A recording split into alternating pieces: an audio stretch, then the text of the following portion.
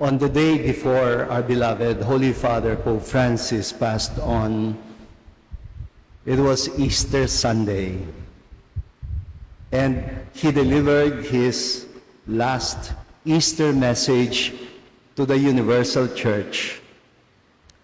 He started his Easter message by greeting the people in Italian, Buona Pasqua a tutti. In English, Happy Easter to all of you. And I would like to echo the Easter greeting of our beloved Holy Father Pope Francis by greeting all of you, Happy Easter, everyone. Would you kindly greet each one here present, Happy Easter. Thank you. And I think you are making Pope Francis happy that way.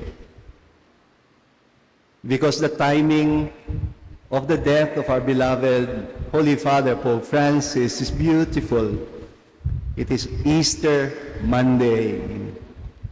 I think he meant to proclaim to us, like St. Augustine did, that we are an Easter people and our song is Alleluia.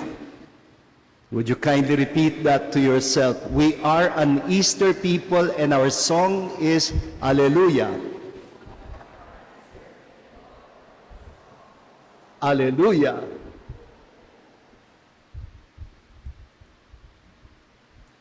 I want to make it clear that this is not a Requiem Mass, because the Catholic Church does not celebrate Requiem Masses during the Easter Octave. Rather, this is the liturgical celebration for Easter Tuesday, Octave of Easter. The readings are Easter readings, and the prayers are Easter prayers, but we offer it for the eternal repose of our beloved Holy Father Pope Francis. We are not supposed to be rejoicing, I know, because the whole church is grieving. Pope Francis himself said in that final Easter message to the Universal Church, "Today at last, the singing of the Alleluia is heard once more in the church." Do you remember, he got sick during the whole duration of the Lenten season. Maybe he really missed Alleluia. So he said, the singing of the Alleluia is heard once more in the church, passing from mouth to mouth, from heart to heart. And this makes the people of God throughout the world shed tears of joy. Tears of joy. And that is what I've decided to entitle this homily, Tears of Joy. You know that in the Philippines, many of our people shed tears of joy when they join the traditional ritual of the salubong, because for Filipinos, Easter is salubong. We usually fix our gaze on the image of the Blessed Mother, because we ritualize Easter with the encounter of the Blessed Mother and the resurrected Christ. And during that moment of that encounter, we fix our gaze on the image of the Blessed Mother, whose face is covered by a black veil. The black veil of the sorrowful mother is very symbolic. And all of us, we await the descent of the angel. And then we let out a collective gasp as that nervous little child, dressed as an angel, is suspended in mid-air struggling to reach and to grab the black veil. Because aside from singing the Regina Coeli, that is her only task, to grab the black veil. But the moment the angel child succeeds and pulls up the veil and flies away with it, then the face of the grieving mother could now behold the face of her risen son. And it is then that we usually burst in thunderous applause, and strangely, our eyes are welling up with tears. The salubong, the removal of the black veil, is usually a joyful encounter that brings tears to the eyes of people. I can only wonder what sort of black veils are covering their lives, and how at that very moment they're also praying for the angel to descend and remove the darkness in their lives. And so we ask ourselves, okay lang ba? Is it okay to weep when we should be rejoicing? Is it okay to weep when we should be rejoicing?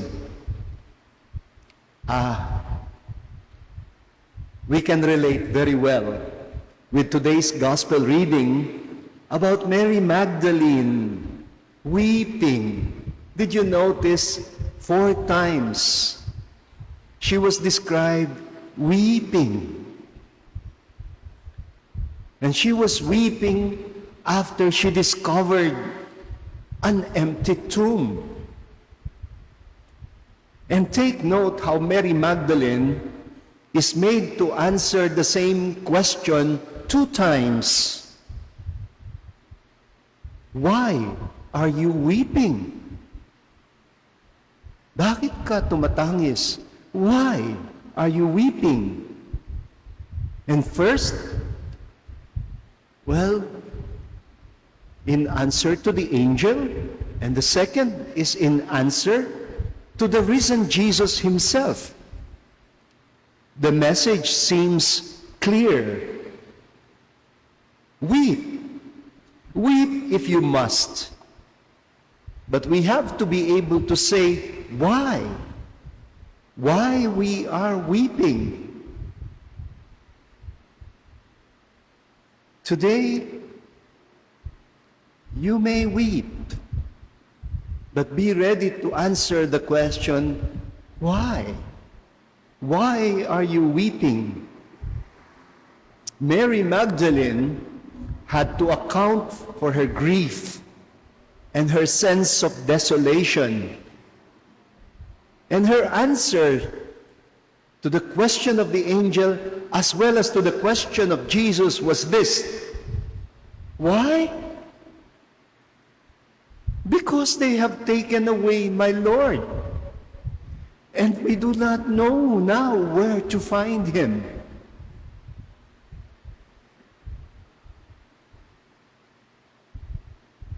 There are simply too many situations in life when we find ourselves expressing the same lament as Mary Magdalene, times when God seems to have been taken away from us. The Europeans call it the death of God, the absence of God. And believe me, even Saint Mother Teresa of Calcutta lamented in her spiritual journals how in most of her prayers, and take note, we regarded her as a living saint, and yet in most of her prayers, what she felt was a deep, deep vacuum, not a consoling presence, but the unbearable desolation of God's apparent absence. They have taken away my Lord. I do not know now where to find him. But how indeed can we feel the presence of God in situations where indifference prevails, where the innate dignity of our humanity is eclipsed by cruelty and apathy, when the thousands or even millions of victims lying on the waysides of modern societies and civilizations continue to wait for a good Samaritan who might pass by. And Pope Francis used to call attention to them in his Angelus messages. And he also had monthly prayer intentions. Almost always, he called attention to the victims on the wayside of history. Those dying under the rubble of bomb shelters in countries torn by armed conflicts, by wars. He called attention to migrant refugees who were floating aimlessly for many, many days in the open seas, inside dilapidated boats that are ready to sink anytime. People begging for a little bit of care, of mercy, and compassion. But you know, we have more reason to be worried when people just do not weep anymore. When people just couldn't care less. That is something worse to worry about. When people will say, I will not waste my tears on that. When we see signs that our humanity has, as it were, been taken away from us. Pope Francis used to say, we can see more clearly only with eyes washed by tears. Mas makakakita tayo ng malinaw mula sa mga matang nahugasan ng maraming luha. Jesus once told his disciples that it is when the bridegroom is taken away from them that the wedding guests will fast. Today, we weep and we mourn the passing of our beloved Jorge Mario Bergoglio, who, in spite of his advanced age, was able to serve as successor of Peter, Bishop of Rome, and Supreme Pontiff, meaning builder of bridges. That is what a pontiff is, a bridge builder. No, the church is not a builder of walls. We are builders of bridges over troubled waters. Pope Francis taught us how to treat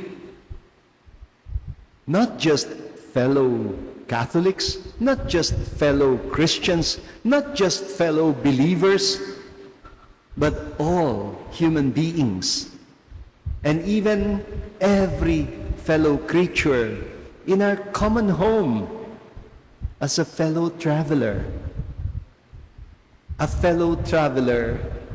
in the common journey, as fellow pilgrims of hope. Like Saint Peter and the other disciples who are led ashore after a night of fruitless fishing, only to encounter him already there waiting by the bonfire, inviting us to a meal already prepared by him. Only Jesus can turn our meals of denials and betrayals into meals of forgiveness and healing by giving us his own body and blood as food and drink, so that we could be transformed ourselves into members of his body, his risen body in the church. He offers his body wounded and scarred. He offered his body wounded and scarred for broken people like you and me. He never meant the church to be an exclusive company of the righteous. He always meant the church to be a field hospital for the wounded and the sick. That's why we are never to look at the Eucharist as an exclusive meal for the holy, righteous, and deserving people. No, it is a body broken for broken people like you, like me. And the more broken you are, the more in need you are of the Eucharist. All that Jesus asks of us is one word of love for every word of denial. It is more than enough to restore us and to turn us into participants in his resurrected life and in his mission of redemption. Dear brothers and sisters, let us therefore allow our tears of sorrow to be transformed into tears of joy. Pope Francis has died with the Lord, and now he lives on with the Lord as part of the risen body of the Lord. And he is inviting us to allow the risen Lord to keep drawing near to us, to walk with us, to join our conversations, and to break bread with us, and disappear. But I tell you, he disappears only so that he can reappear in you, in us, in his body, the church. And so, even in the midst of our grieving, we should not feel awkward to say Buona Pasqua a tutti, Happy Easter to one and all. Please greet each other again. Happy Easter to one and all.